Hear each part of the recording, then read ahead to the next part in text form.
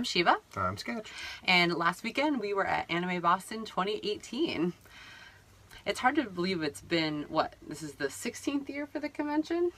Math, yeah. Yeah, I right. think and so we were really excited to go back to our hometown convention this year. It was held at the Heinz Convention Center, again, as usual. And I thought they did a really good job with the crowding this year. Yeah, no hallway really seemed too crowded. Generally, the flow was fine. Yeah. Security was good. If you've never been to Anime Boston, they do have some high-level security where you have to actually go through metal detectors before you enter the convention. And they've gotten better over the past 2 years. I feel like actually managing that flow a bit. I think the longest I waited was Saturday morning. I waited maybe 15-20 minutes to get in, but most of the time was under like 5 minutes. So I thought they handled that pretty well. Yeah. So great job, again, with the security. If you went before they figured that out, you should try it again because they've fixed that for the most part. They had a really awesome dealer's room this year. They usually always do. It's very well spread out. There was a lot of variety of things I felt this year. And then also a really nice artist alley. The artist alley at Anime Boston, actually, you have to go through a vetting process. So you have to show your portfolio. So it's not just first come, first serve. You have to kind of, go through the motions to get a table. And I felt like there was a lot of variety of things. Yeah. It wasn't just fan art or web comics. They had a lot of crafts. I'm going to plug that. I got these like awesome earrings at the artist alley. So they had a lot of really cool things this year. Yeah. There was one of the artists I really liked. They had different prints of like different sci-fi spaceships. I was like, ooh. Yeah, you should have done one of those. I think what is also nice that Anime Boston does is they actually have a museum for all their past kind of artifacts. Artifacts, I guess is the way to say it, from their history, which they display. So that can be artwork, it can be like props they had in the hallway, it can be like costumes maybe the mascots wore. There's a lot of different things. I think the first time they did that was for their 10th. Their 10th, but I think they've made it a reoccurring thing now, which is kind of fun because especially if you've never been, or maybe you go but you weren't there back when it first started in the early 2000s, it's a way to kind of get a sense of how it's grown over the years. Yeah, if we were to do an episode of back then to now, it's so vastly different than it was in 2003 when I first went. Their first year. Some other stuff that, speaking of growth actually, something that I always liked about Anime Boston way back in the day is they were one of the first conventions to have like a cosplay repair station. As someone who cosplays a lot, I super appreciated the fact they would have like a pack or a table. So they've expanded this. Not only a whole room, they have sewing machines, they have paint, they have almost anything you could want, and it was always packed with people. But what's great too is that they finally figured out how to organize it too. So like, if you have to do wig repair, there's the hairspray and styling station. If you have to do major like hot gluing, there's a hot gluing station with a tarp down so you can make a mess. And they have it spread out enough that you can really work it out. And then they have people there who are kind of like managing certain tools, like, oh, okay, you have the tool and get it back, And I think they'll also help people too. Like I know we went and we spruced up my wig, but you were there to help me. But if you were by yourself, they have people that'll be like, what do you need? Which I think is fantastic. Yeah, I ran in there because the Shiro armor, just my knuckles were falling off. So I'm like, went in, hot glue, and put them on and ran out. It's really a great thing to have because the worst thing is working so hard in a costume and then something that unforeseen happens and you don't know what to do. Yeah. And you're sitting there stuck and then, they have clear duct tape. It's cool. It's nice that they support cosplayers like that. They also have a mini one actually backstage at the Masquerade, which they didn't used to have, which I think is super helpful. So it was just really nice to see kind of how things have evolved. They also had a really nice game room this year. Yeah, they're on point on that. They expanded to the top floor of the Heinz where the different halls actually have like cathedral ceilings, so they'll actually project games on the higher walls, and then have all the stations underneath it, so you really can be immersed, when you get there. But they have everything organized by PlayStation, NES, Xbox, all around, and they also had a lot of musical guests this year. I feel like Anime Boston the last few years is kind of up there. Like they have a lot of concert kind of guests, but this year they had several. And actually, the Masquerade itself was opened with a concert performance.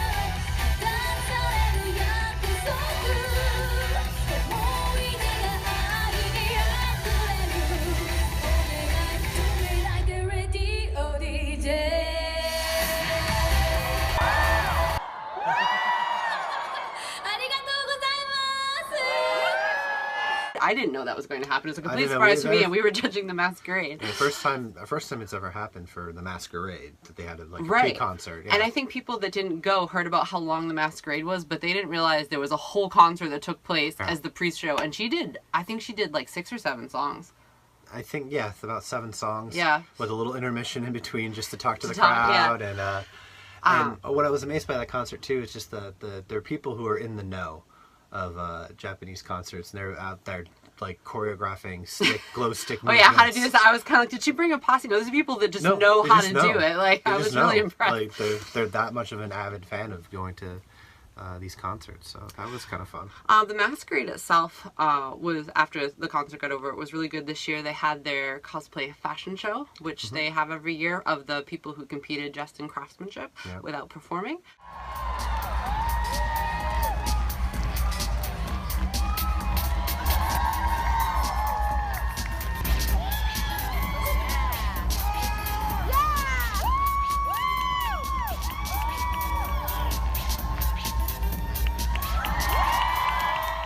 And then they also had 2 exhibition skits that were done by Anime Boston staff. So one was done by the cosplay event staff, and the other one by the AMV editors.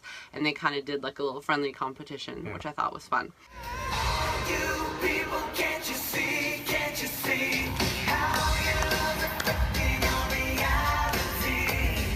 Every time we're down, you can make it right, and that makes you larger than life.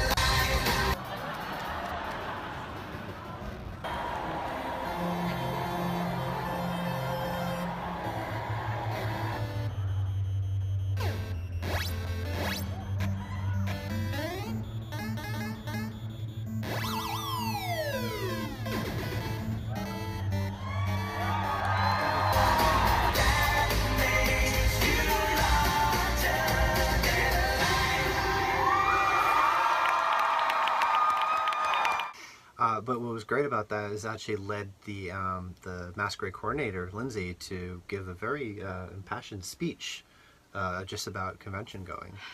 So I'd like for everyone in the audience who has ever made an AMV, whether or not you submitted it anywhere, stand up for me, please. Everyone knows that we're writing fan fiction. How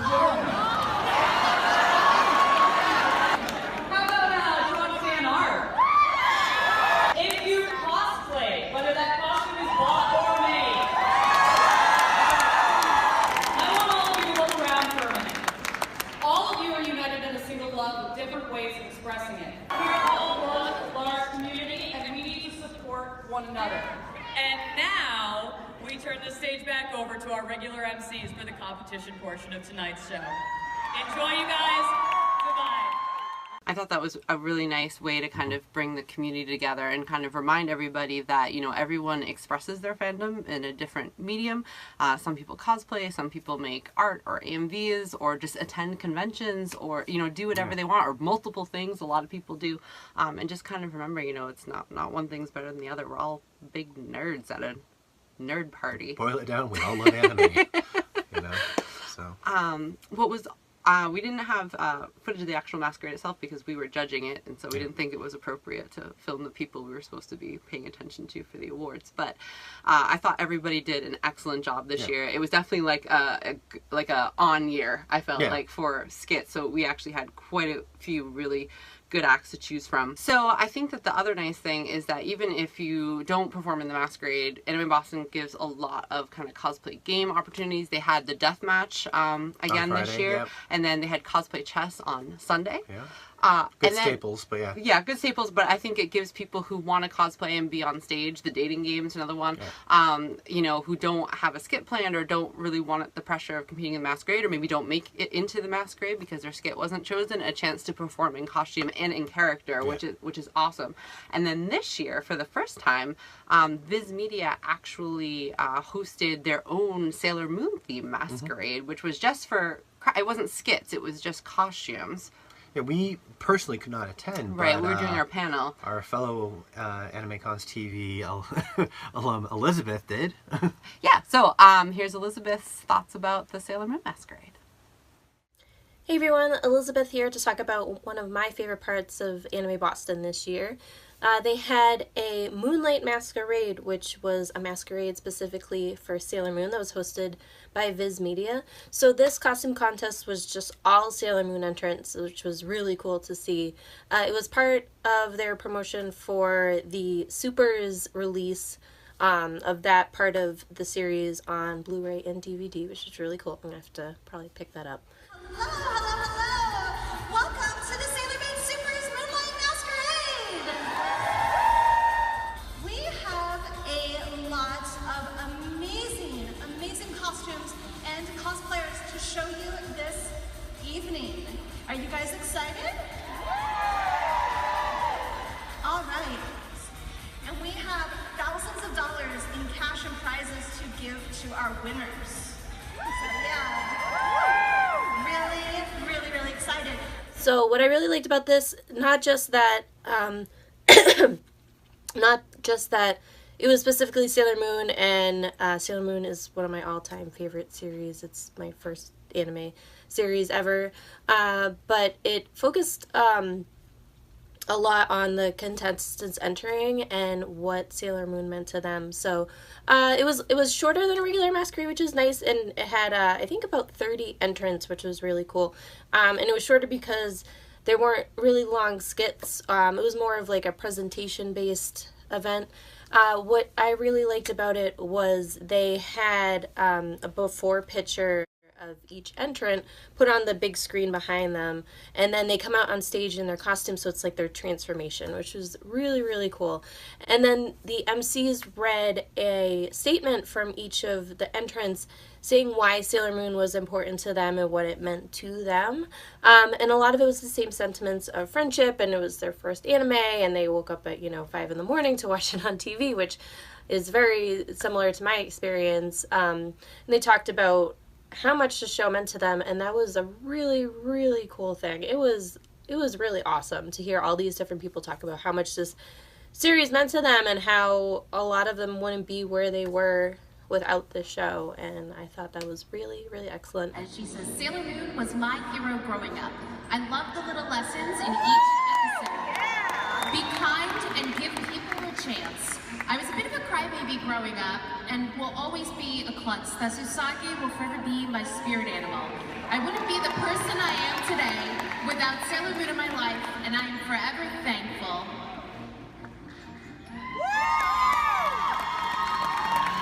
Even now, decades after Sailor Moon first aired, they still have one of the most well-written queer storylines of any kind. It's so important to portray healthy, nuanced LGBT relationships like theirs in media.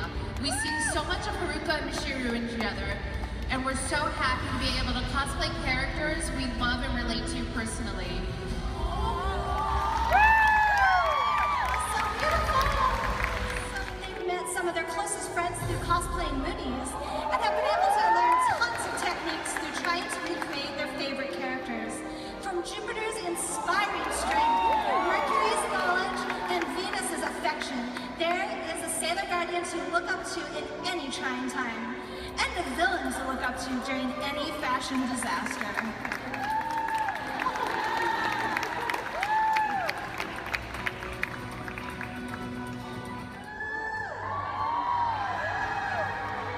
Sailor Moon has shaped our lives since childhood. We would wake up early at 5 a.m. to tune in or watch it on VHS after school. Running around the house, acting out our favorite scenes, we all dreamt of being a Sailor Guardian someday. Sailor Moon is our hero. She gave us hope for the future and strength to love unconditionally. The series was also one of the reasons we began to cosplay. We each had a dream to cosplay Sailor Moon, and now we're all excited to finally become our princess. It was, I don't know how the judges pick their winners. There were so many great entrants, so many different types of entrants. You had heroes, you had villains. They also allowed original designs or costumes based off of fan art, which was really cool. I love to see those different types of takes on costumes, especially if you're going to keep it within one series. What it did was it introduced a lot of variety, and sometimes you didn't know what you were going to see, which was really awesome. It was in the late 90s, and I wanted to combine my two favorite fandoms, Sailor Moon and Star Wars. Both fandoms had strong, independent women who saved the galaxy from love and justice.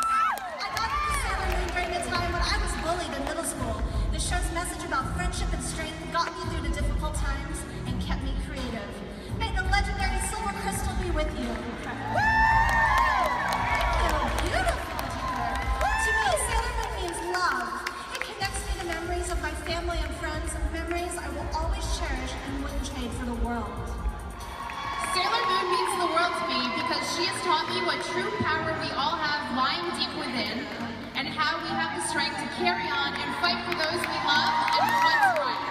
She has shown me over the years to always be powerful, strong, and to never give up, even if the evil forces of the Dark Kingdom wanted to fight back. Sailor Moon has made me into who I am today and has given me so much positivity, strength, and courage to face and take on just about anything and everything.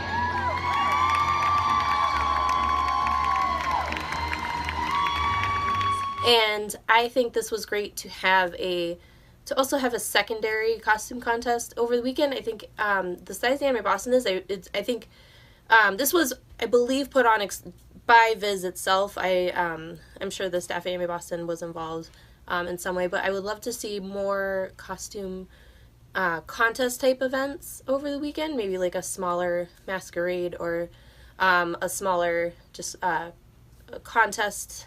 Just because there's the one big masquerade on Saturday, but not everyone can get into it, and there's so many people who go in so many amazing costumes.